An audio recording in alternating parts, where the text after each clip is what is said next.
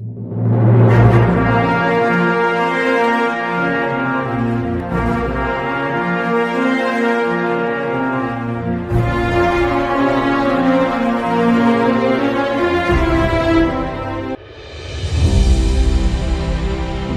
nkaho isi dutuye kenshi kubyerekeye urukundo yahindutse umurongo w'urugamba n'intambara mu zindi. Ikibabaje cyane nuko buri wese y'intambara abasa n'uyishoramo ku bushake bwe kandi atabizi. Ni ibintu biba ku bantu benshi kwisanga bitiranyije kwitabwaho kugamije inyungu n'ukwitabwaho kuje urukundo. Niyo mpamvu hari abantu benshi mu mibanire yabo n'abantu cyangwa se n'abandi, akenshi igitsina gabo hagati yabo n'abagore cyisanga kiri mu bihombo kenshi. Ukuri nuko buri mukino wose aho uvukagera ugira amategeko yawo. Iyo utiza amategeko y'umukino uraseba, uratsindwa. Bagabo, dore ngaya amakosa 8 y'injyana muntu mukora igihe mugeze ku ngingo y'igitsina gore. Ndabasuhuje, ariko Samuel Mugisha. Iyi ni mu Rwanda, ikiganiro n'agatabo amasomo y'ubuzima. Uyu munsi tugiye kurebera hamwe amakosa uri gukora imbere yabo cyangwa se yabo bagore muvugana. Hasi muri comment twashyizeho n'umurongo cyangwa se link ushobora kunyuraho ukaba wagira kuri WhatsApp yacu, urubuga rwacu rwa WhatsApp channel. Mugende mukore follow.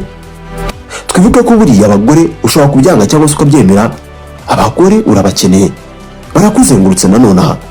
Niyo mpamvu hari umukobwa cyangwa se umugore ufitiye umujinya nonaha. Kora subscribe uzajya ubona ibiganiro by'ubwenge.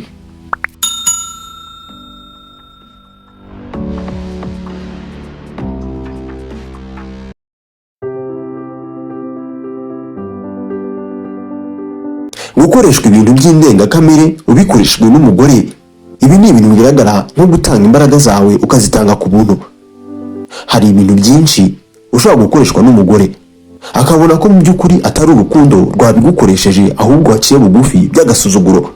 Ubanza ariyo mpamvu hari abagabo bageraho bitwa amazina nka inganzwa n'ayandi. Umugore niwe wagakwiye kwerekana ko gushaka aho kuba wowe umwibukaho. Rekera gusingiza umubiri we, tumakorera ukuboneka kwawe. Umunsi watangiye kuramya igitsina gore ugamije ishimisha mubiri, uza watakaje ububasha bwo kuyobora nk'umugabo. Abantu mwe, aya ni amakosa 8 abagabo bakora iyo bageze imbere y'abagore. Uyu munsi wahinduka nawe.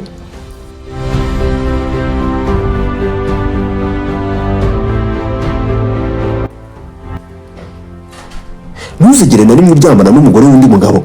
Umugore ufite umugabo, nubikora ibyo ntabwo bizaba ari umutima ukomeye cyangwa se ukwiyubaha, ahubwo ni ubugoryi.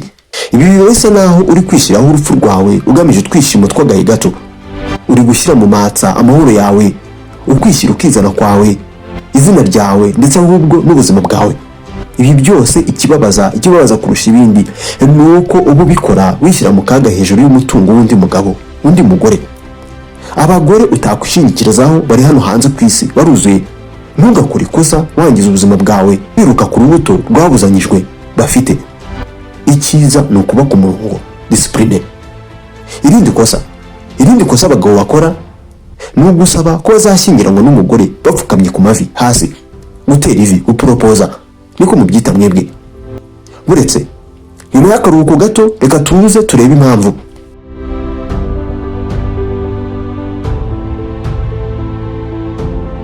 Urubuga Life Compass ni urubuga rugira abantu inama ku buntu nk'izi.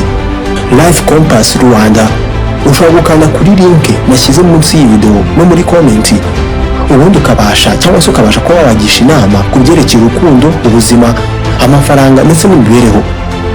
Wabona no kuri Facebook. Kuri Urubuga uba ushobora guhabwa ubujyanama kuri WhatsApp yawe, SMS ndetse na email ukoresheje ibyo ngibyo. Byose bigakorwa mu ibanga ntawe umenya uwo uriwe, kandi ubwo ugahabwa ubujyanama bukubereye.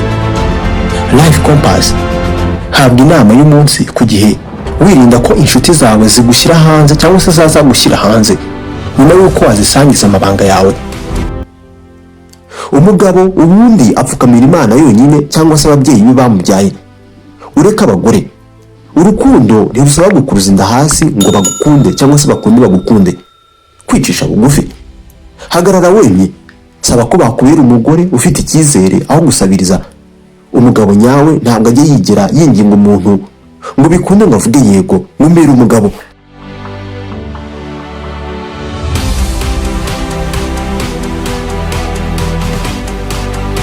Umugabo nyawe atanga amahitamo, atanga ubufatanye.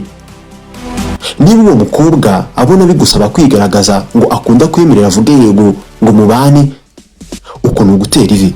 Ntabwo uwo mukobwa ari uwa nyawe. Abakobwa ni muntera amabuye, namwe murabizi mu mitima yanyu. Ntukiruke ku mugore, muhatire kugukunda. Uko wiruka ku mugore niko guha agaciro gake. Gusabiriza byica cyane uburyo umugore akwiyegerezamo, uburyo umukururamo kuruta ikindi kintu icyo ari cyo cyose watekereza. Ku mugabo biba ari byiza cyane kwibanda no guhanga amaso bimuraje inshinga bitari abagore. Imiterere ye, amafaranga ye, amahoro yawe. Ubaka ubuzima butegeka abantu kukubaha nk'umugabo, aho kubaka ubuzima bushingire ku byiyumviro umugore cyangwa se abagore bagutera.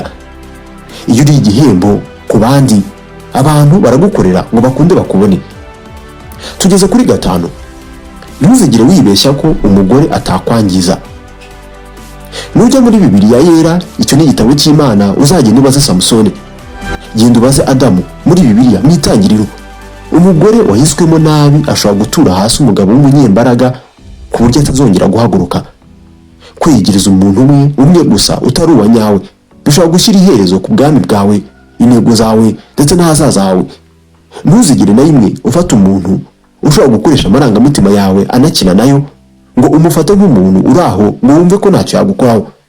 Ibi ni ibintu bibi cyane kurusha n'ibisasu birenze bya kirimbuzi biri ku isi twese dutinya. Bisaba guhora uri maso. Ni ikosa kandi nk'umugabo gushaka gufatisha umugore ukoresheje amafaranga.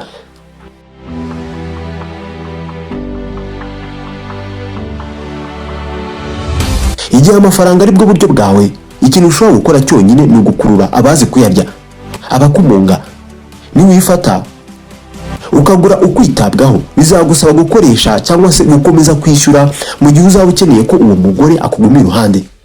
Mu busanzwe abagore ba nyabo bakururwa n'intego z'umugabo, apana icyo uwo mugabo afite mu mufuka. Ni ikosa gukoresha amafaranga yawe ugura urukundo. Izo mbaraga aho kuzijyanaho, zikoresha wubaka umurage wawe uzasiga ku isi.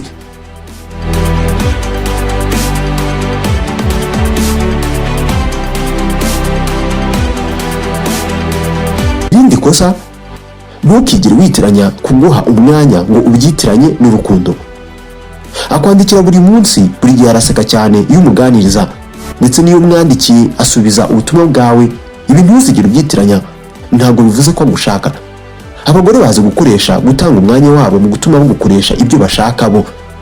Ibi biba bibi cyane. Noneho iyo uri umugabo usa naho wifuza ko bakwemera cyangwa se bakwemera, iga kandi hugure uburyo bakoresha imbaraga, aho kohereza emoji zisekeje cyangwa se stickers kuri WhatsApp. Ikosa rya 8, ntuzigere kandi ushyira umugore hejuru y'intego zawe. Uwo mwanya wabikoze uzatakaza byombi, umugore ariko kandi n'intego zawe. Ni ukuvuga ngo intego zawe zumve nk'urutirigongo rwawe, uruti rw'umugongo. Rutakaze maze uzakuruze inda ubuzima bwawe bwose hasi. Iyubake, tuma umera neza, ubundi witegereze ukuntu abagore bijyana mu murongo wawe washyizeho. Reka nkuburire bwa nyuma, nguhereze imburo ya nyuma. Abagabo b'intege nke biruka inyuma y'ibyishimo bito. Abagabo ba nyabo bo baba bahiga intego zabo. Buri kosa tuvuzeho hejuru uryishyura imbaraga zawe, amahoro y'umutima ndetse no gutera inyuma iyo urikuyemo. Guma umeze neza, uri urwembe, guma ku ntego. Abagore bubaha abagabo biyubaha ubwabo bwa mbere na mbere. Ni umusazi gucuruza ingofero yawe y'icyubahiro ngo bakunde bagusekere, ngo abagore bagumbe bakwitegereze cyangwa se bakwiyegereze. Urabizi, uri inshuti yanjye. Kora subscribe niba uzi ko uri umugabo. Iyi ni Montagne Rwanda, ibiganiro nk'ibi ni hano bikurikira. Iki kiganiro wagikunze, dore ikindi wareba kuri screen yawe cyangwa se ku kirahuri cyawe, kandi nanagishyize muri comment hasi munsi y'iyi video. Nitwa Mugisha, naho ubutaha.